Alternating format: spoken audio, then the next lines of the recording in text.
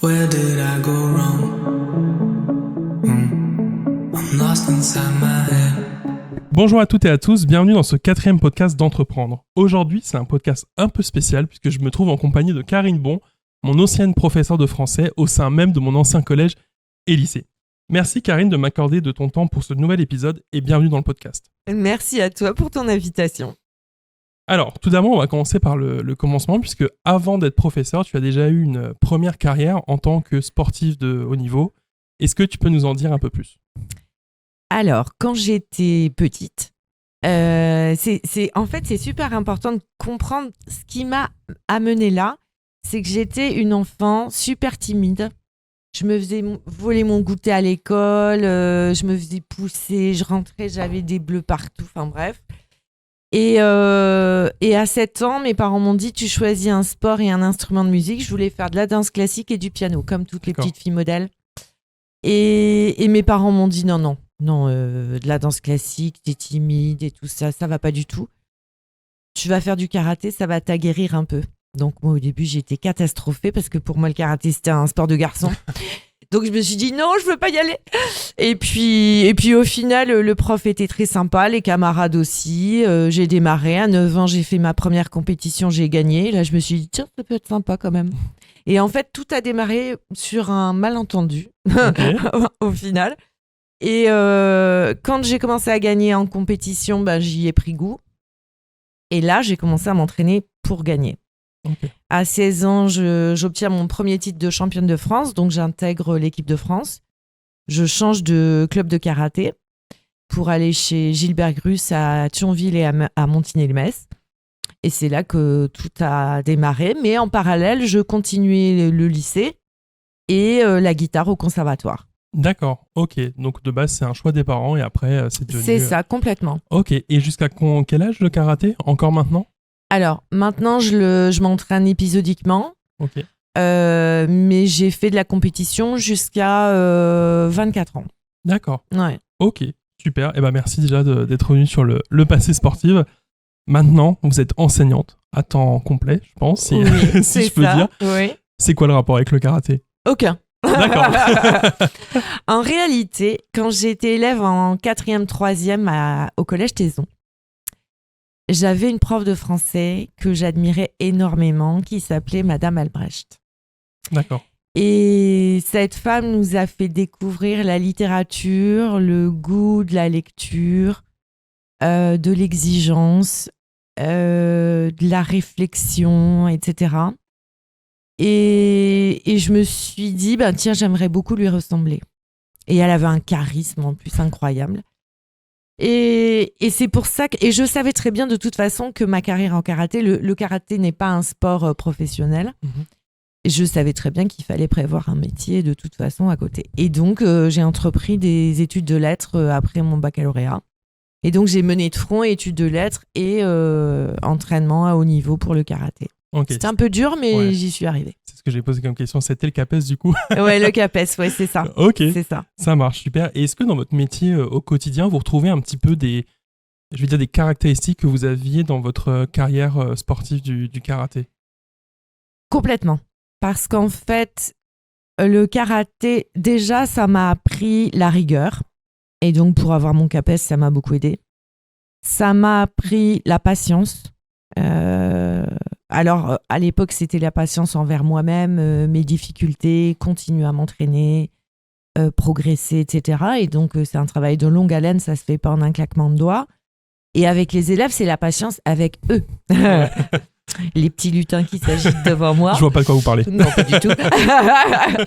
Et donc ça m'a appris la patience. Et j'avoue que comme j'étais moi-même une élève bavarde,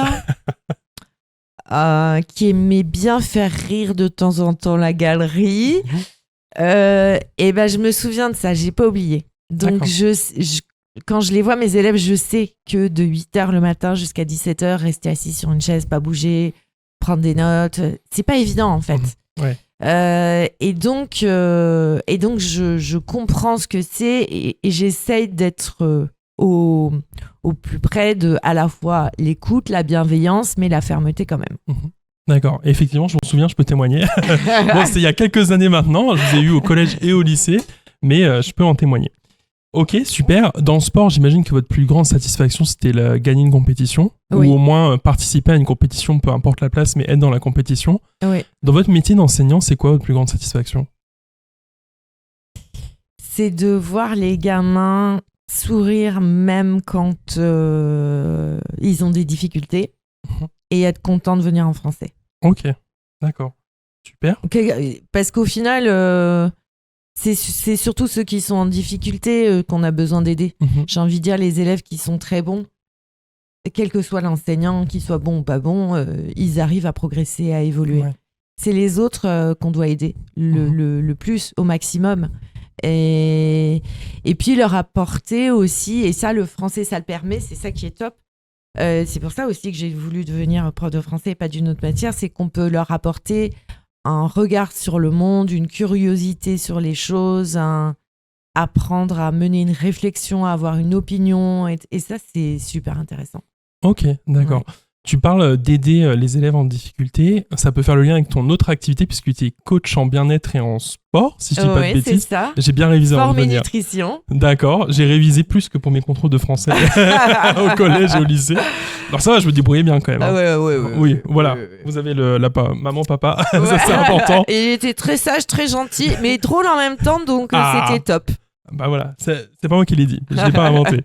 Et du coup, dans ta nouvelle activité, tu as aussi cet aspect aide là, mais est-ce que tu peux décrire un petit peu en détail ce que tu fais au quotidien et comment tu arrives à concilier du coup le métier d'enseignement qui doit te prendre du temps et de l'énergie, Oui. et en même temps un autre métier à côté, puisque l'entrepreneuriat c'est aussi énergivore. Alors, en fait,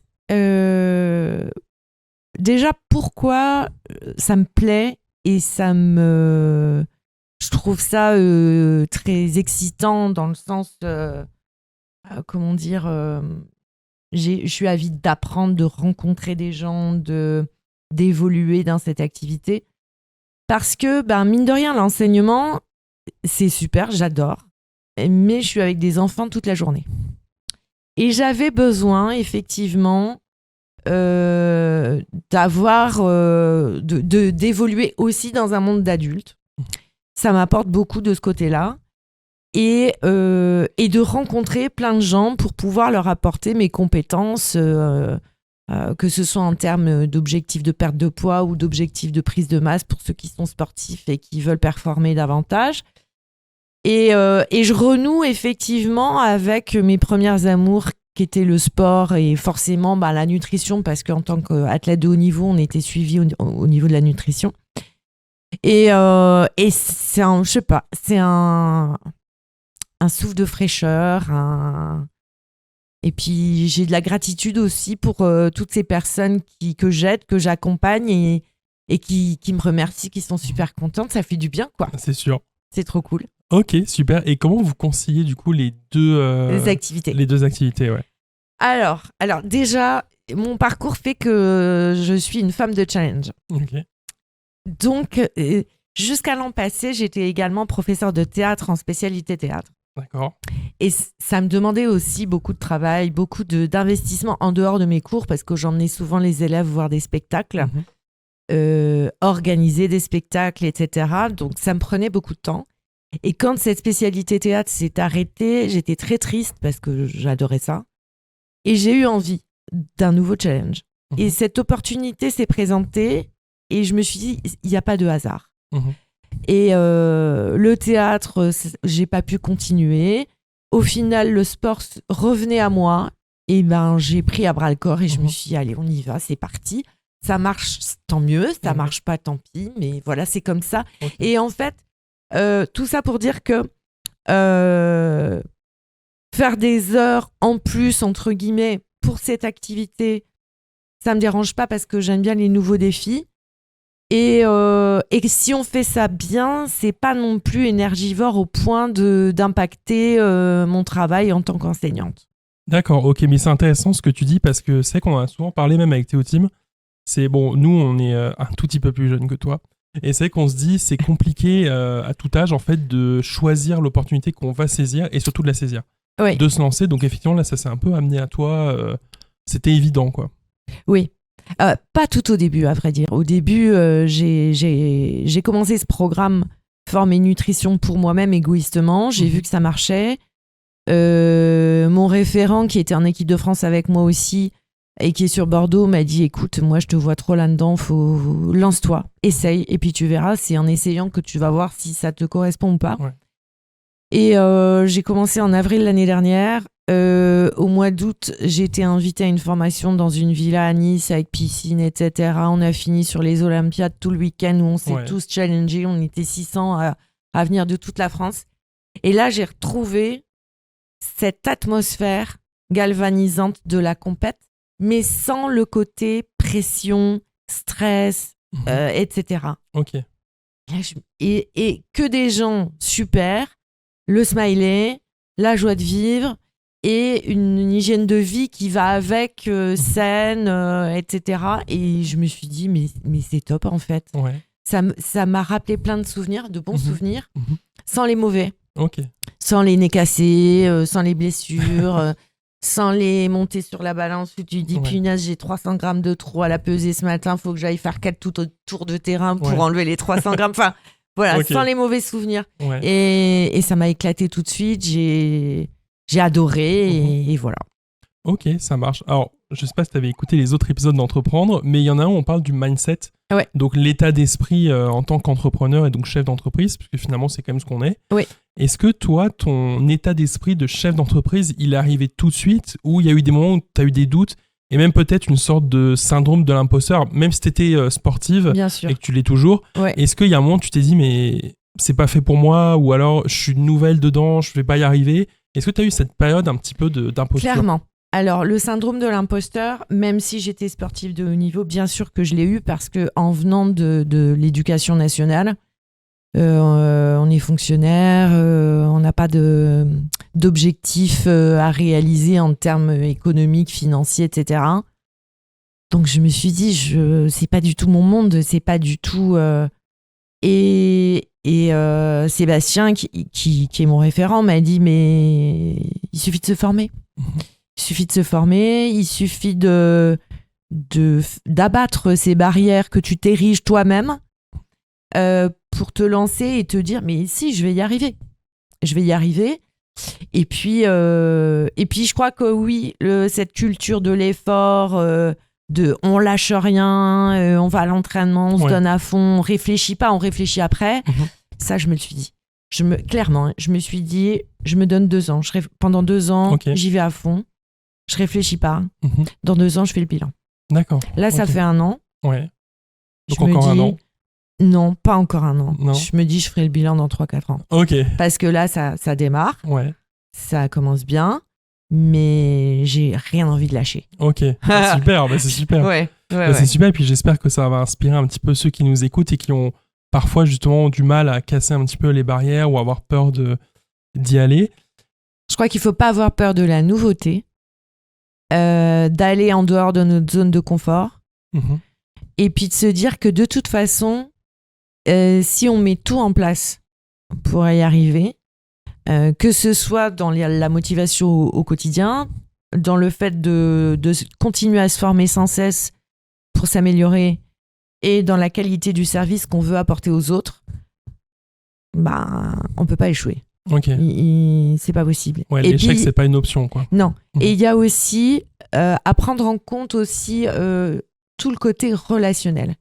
C'est-à-dire qu'on peut apporter aux gens, mais chaque rencontre peut nous permettre d'apprendre aussi et de nous apporter à nous aussi. C'est sûr. Et ça, c'est super enrichissant. Et tu penses que le contact toute la journée avec la nouvelle génération, ça t'aide aussi un petit peu à rester dans le mood? Alors, je sais pas si tu fais encore des lycéens ou pas. Non. Non. Et quand tu étais avec des lycéens, est-ce que tu remarquais qu'il y en avait qui voulaient entreprendre, qui avaient ce début d'état d'esprit ou pas? Oui. Après, je suis souvent confrontée plutôt aux parents. D'accord, ok. Qui sont en stress de se dire mon gamin, les notes, ça, c'est pas le top, mais qu'est-ce qu'il va devenir? Et souvent, je leur dis, il n'y a pas que l'école, en fait, il n'y a pas que les résultats. Votre enfant, si ça se trouve, à un moment donné, il va avoir un déclic. À partir du moment où il saura ce qu'il veut faire, où il aura un vrai projet. le problème de tout le monde d'ailleurs, c'est quand on n'a pas de projet, eh ben, on ne peut pas trouver la motivation. Ouais, c'est sûr. Et les enfants, c'est pareil. Et donc, à partir du moment où ils ont une idée, un projet, une envie, c'est là qu'ils vont être motivés. Mais le déclic, il y en a qui l'ont à 13 ans, 14 ans, 15 ans, puis il y en a qui l'ont plus tard. Ouais. Mais et ce que j'explique aussi, c'est que quel que soit le métier, la volonté, l'ambition, le fait de voir grand, c'est ça qui va mener loin. C'est pas parce qu'on va faire une licence de droit qu'on va avoir un super job. Et puis, on fait un CAP pâtissier. Et puis, on a la création de la pâtisserie dans le sang. On a cet amour de la pâtisserie. Et ben, on peut devenir un grand chef et gagner bien plus que un avocat commis d'office. Donc, c'est pas forcément le métier qui va faire le bonheur, la réussite, etc. C'est plus ce qu'on a au fond de nous et justement le mindset. Ok. Ça, c'est un discours qu'on devrait répéter encore et encore. Même peut-être avoir des cours de confiance en soi, de mindset, pour apprendre tout ça, puisque effectivement, moi j'en suis l'exemple parfait. J'avais pas non plus des super notes au collège ou au lycée, et pourtant ça m'a pas empêché de devenir ce que je suis aujourd'hui. Donc je te rejoins sur ce que tu dis, et c'est très beau, et j'espère qu'il y a beaucoup d'élèves qui écouteront ça, parce que c'est aussi le principe de dire, bah voilà, c'est pas parce que maintenant t'as pas un projet défini, tu sais pas vraiment ce que tu veux faire, que t'es nul, t'es raté, tu vas faire un métier que tu vas détester toute ta vie. C'est vrai que parfois ça vient un petit peu plus tard. Donc c'est super. Exactement. Et j'ajoute une chose, c'est que là, je contacte pas mal d'étudiants pour leur proposer l'opportunité. Et il y en a qui, je sens bien, qui sont un peu timides, qui se disent c'est peut-être pas fait pour moi, comme moi au début, au final. Mais c'est une opportunité où presque on nous offre tout sur un plateau. C'est-à-dire que la formation est gratuite, les contenus sont déjà constitués. On est une équipe de coachs, on va tourner des vidéos encore cet été pour alimenter le site. Tout est constitué. Il suffit juste de se dire, j'y vais. Je vais réussir, je vais me donner les moyens et ça va marcher. C'est vrai que maintenant, on peut commencer avec un capital réduit. Oui. C'est vrai qu'avant, on avait le stéréotype de pour lancer une boîte, il me faut 500 000 euros de côté, 1 million d'euros que j'emprunte à la banque. Alors que c'est vrai que maintenant, avec notre tête, notre téléphone et l'envie d'y aller, on peut soulever des montagnes et gravir l'Everest. Puis avec le marketing de réseau aujourd'hui, c'est une nouveauté qui nous apporte des possibilités infinies. Tout à fait. Ça, je peux que te rejoindre là-dessus, vu qu'en plus, j'ai étudié le marketing. Donc, je suis bien conscient de ça. Et puis, ça nous rappelle aussi S-Squad, on bosse sur le marketing. Donc, effectivement, le marketing, il y a beaucoup d'opportunités à saisir et il faut juste se lancer. Et donc, du coup, consommer des programmes aussi qui nous disent que c'est possible de le faire, parce que quand on est entouré de personnes qui vont nous dire que c'est pas possible, ça devient compliqué. Exactement, mais il faut croire en soi. Exactement. Parce que notre pire ennemi, et ça moi je l'ai appris au karaté, mon pire ennemi c'était moi-même. C'est pas les autres. Oui, c'est vrai, parce que si nous on est notre meilleur allié, finalement, tout ce que nous disent les autres, c'est ça. Ça passe un peu à la trappe. Pour finir ce podcast, et c'est la question que j'aime bien poser à mes invités. Quel conseil tu aurais pour un jeune de 16, 17, 18 ans qui veut se lancer dans l'entrepreneuriat, mais qui n'y ose pas ? Première chose, définir vraiment clairement quels sont ses objectifs, où il veut aller. Parce que quand on sait où on veut aller, eh bien, on met en place les steps pour y arriver. Quand on ne sait pas trop et que c'est flou, c'est là où on est perdu, forcément. Deuxième conseil, c'est ne rien lâcher. Et ne pas écouter tous ceux qui vont te dire « Non, mais c'est pas fait pour toi. Non, mais attends, tu vas pas faire ça. Mais ça va pas marcher. Mais qu'est-ce que c'est que ça ?» Non. Écoute ta voix intérieure qui te dit « Go. Vas-y. » Fais tout péter. Faites tout péter. Faites tout péter. Ce sera le mot de la fin de ce podcast. Faites tout péter. Mais restez raisonnable quand même. Merci d'avoir accepté grand plaisir. De me donner du temps pour ce podcast. Je sais que tu es pas mal occupé. En plus, on intervient en pleine journée de cours. Donc voilà, je sais que c'est un peu toujours sportif, surtout en fin d'année. Oui. Merci aussi au Collège de la Miséricorde de nous avoir accueillis et gentiment prêté cette salle. En plus, on est dans une salle de musique. Donc, exactement. Merci à Monsieur Garcia qui me suit dans ma deuxième activité un peu de loin comme ça, mais avec un œil très protecteur. Ouais.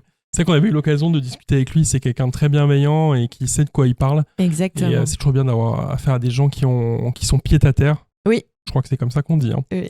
Les pieds sur terre. Les ouais. pieds sur terre, voilà. Je me fais encore corriger à mon âge. Mais c'est le stress de l'élève, c'est pour ça. Oui. Merci à tous de nous avoir écoutés pour ce 4e épisode d'Entreprendre. On se retrouve très vite pour le 5e. Je vous souhaite plein de bonnes choses. À bientôt. Where did I go wrong? I'm lost inside my head. When everything around me keeps on changing.